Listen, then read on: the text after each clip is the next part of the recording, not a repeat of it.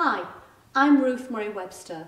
I'm a Director of Lucidus Consulting, and I'd like to introduce you to a short video clip that gives you some insights into a method of learning we use on our excellent series of learning events. It's called Grounded Experiential Learning. You can learn about the thinking behind the approach by reading a book chapter written by Sergio Pellegrinelli in the publications section of our website. But how does the approach work in practice? We maintain that there are some skills that, even in this age of virtual online learning, need to be cultivated in a face-to-face setting. Grounded experiential learning connects the learning experience with organisational reality by creating realistic and lived experiences with their accompanying emotions and stresses, but in a risk-free environment. In this short clip, about 8 minutes, you will see Sergio Pellegrinelli in role as the chief executive of a fictitious company called Extreme Zone, undergoing major transformational change. Our colleague Lisa is the programme manager brought in to lead the change for Extreme Zone, and the clip shows excerpts from a critical meeting between the two people. Later in the clip, you will see me leading a debrief of the simulation. In our Excellence series, we know from client feedback that debriefs of simulations provide hugely powerful and memorable learning for participants. This short clip, of course, doesn't give you the context of the company and the change, the Extreme Zone case. If you want to learn more about our Excellence series of learning events and the Grounded Experiential Learning approach in more detail, we have a full-length version of the Extreme Zone business simulation and debrief that you can study in conjunction with the Extreme Zone case. And we're also happy to provide the case for you to read and to put this short clip into context. To do this, contact us on contact@lucidusconsulting.com.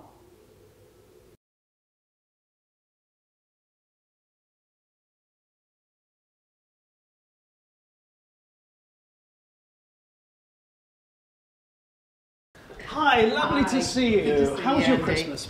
It was really good, thank you. Wonderful. How was your trip away? It was exciting. It was exciting. Finally got to scuba dive. Oh, it was really nice. Brilliant. Yeah. And did you get to? You were hoping to do some thinking on the plane on the way back. Did you get an opportunity to do that? First cut, the business case for the internet store looks really good. Oh, that's great. So you've made some. Yeah, but just need to get the first bit down. I see you've got some items for discussion. Yeah. And he gave me a guided tour of your flagship store in Zurich, which was great. So I had the tour, and then I spent some time observing and getting a feel for people there. Because I mean, I think it's important to convince some of the store staff about this, and convince them that they really have to start being more business-like, because. The venture capitalists who own Extreme Zone, most of Extreme Zone, are looking to sort of 3-year horizon for the sale. So any prospective buyer needs to be assured that the infrastructure is in place, and therefore some indications that we've got it in place, and then we'll... Okay, that's good to know. What we need to be very careful of is that your staff will know that this is all part of this larger programme, and there is a tension that I picked up when I was visiting around the venture capitalists who've bought the company. They have this feeling of them being sort of vulture, I think they use the term vulture capitalists, who are going to be coming in and ripping out something that they're very proud of. And so even if we're not talking internet at this stage, there are rumours. They understand that the internet is an option. And so anything that is linked to this programme is likely to be met with resistance. And so I think right from the beginning we need to have an understanding of how we're going to engage the staff, even with these small quick wins of getting the supply chain sorted, even though that in itself could be great for them, because that would help them so much to do their job, because it's the thing that frustrates them. They get very frustrated when they're not able to give the customer what they want. I think because it's part of this programme, it needs to have that engagement from day one. I think if I'm able to go away and speak to GAT about what they would be able to provide and at what cost, so that I can come back to you and selective key people. I mean, if you need any legwork done, go to ISIS on that one. And you know, if they can't do the basics, then I will get upset with their senior management on that. But if you spot that that there are gaps that GAT can fill, come back to me on that one. Okay, I will do. And when I talk to them, I'll also talk to them about their assumptions for phase one, and working with them, I'll come up with a clear scope for phase one, which I'll present to you at our next meeting. Today I came to you mainly with questions because I wanted to understand more about what was feasible. Next time we meet, I'd like to come to you with a proposed plan for phase one. And a proposed programme structure and some costings. Yeah, and also the communications. You know, you skipped over the slide on vision, etc. You know, sketch something out. So, and if you need some support, there's someone I may be able to put who's worked for an advertising agency who may be able to help you on that. Okay, that's great. All right, good. Thank you very much. much. That covers it. Thank you. Great. Looking forward to working with you. Yes, you too.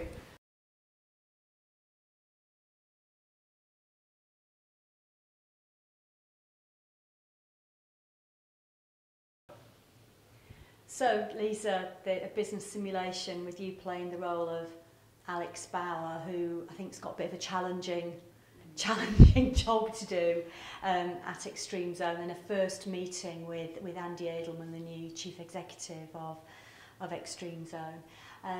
So we've obviously got some observers, Fred and Graham have been observing that simulation, and what I'd like to do is now just lead us through some feedback. You're happy to have some feedback as part of obviously a safe learning environment, and really with a focus on and helping you see what went really well, and I think lots of things did go really well, and also maybe some ideas of how you might have done things differently in future. So can I just start, Lisa, by saying, what were your objectives for the meeting as Alex Bauer? Maybe I could just switch to say, when you were doing your preparation for the meeting, and you obviously did lots of preparation, what were you anticipating that Andy Edelman's objectives would be? This was the stage, if you like, on which the meeting then played out.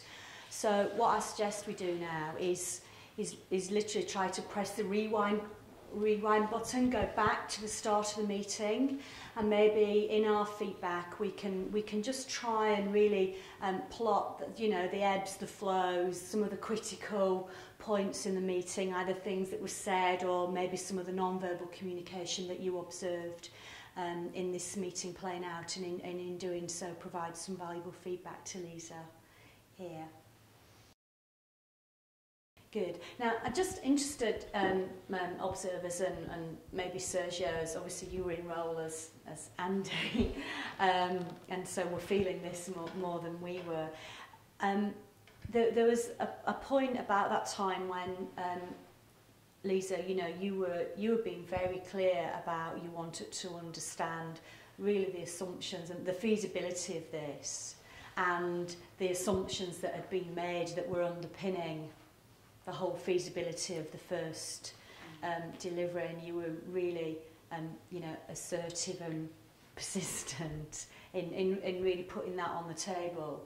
You know, that you needed to talk to GAT, you really needed to understand the assumptions about they were making to make that possible. And I think, you know, from me observing, you know, Andy Edelman was like, didn't want to be hearing this really.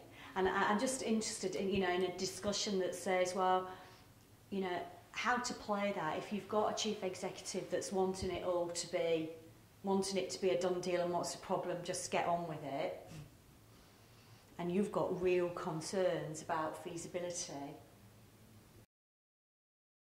It's a really difficult meeting and really well done. So, should we thank Lisa very much?